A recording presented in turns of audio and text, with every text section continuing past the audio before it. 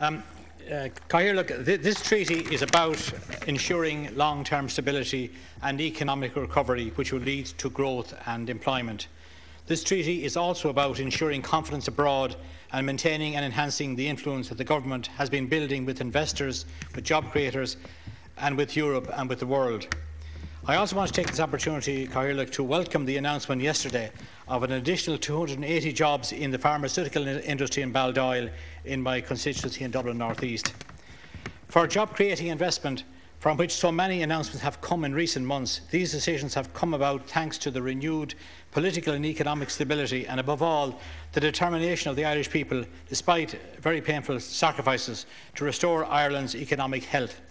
The past few years have not been easy for people, and I feel that Ireland has no choice but to make these decisions.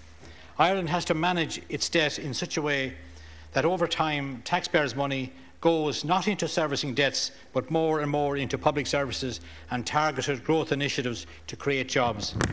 This treaty is also about making sure Ireland has access to the funding that allows these public services to function and that government spending is maintained. The government is determined to return to the financial markets next year to raise money on our own again. I have to say that I do not agree with the arguments that are being put forward against the treaty. The proponents of such arguments have put forward, in my view, no credible alternative.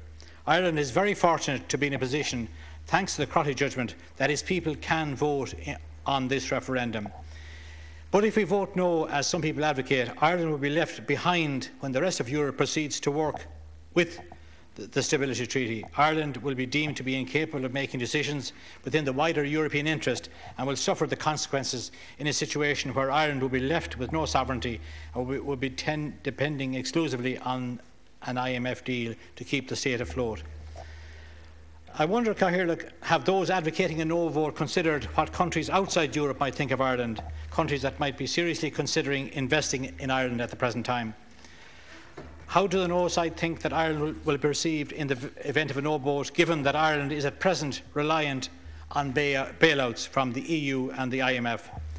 What policies do the no side have to deal with the political difficulties in the event of a no vote, to access the European Stability Mechanism funding if the EU economy is still underperforming and holding Ireland back? Voting no genuinely will not help Ireland's recovery.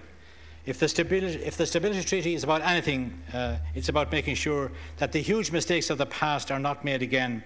It's about getting a sustainable, fair and people-focused economy here in Ireland and across Europe, where public money is available for public services and job incentives, not paying down debt. I've also heard arguments asserting that Ireland should leave the European Union altogether. This, in my view, would be political and economic madness.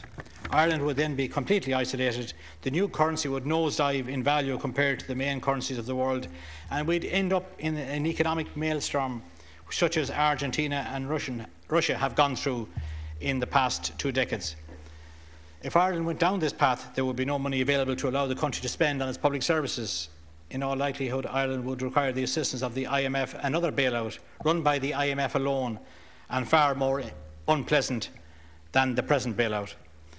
If the course advocated by the no side was followed, it would result in the short term that there would be no money for any decent public services. Our hospitals, our universities would have no funding, hospitals would be curtailed, social welfare payments would be slashed. I don't want this to happen. Such programmes advocated by the no side are nothing short of economic lunacy. I support the treaty.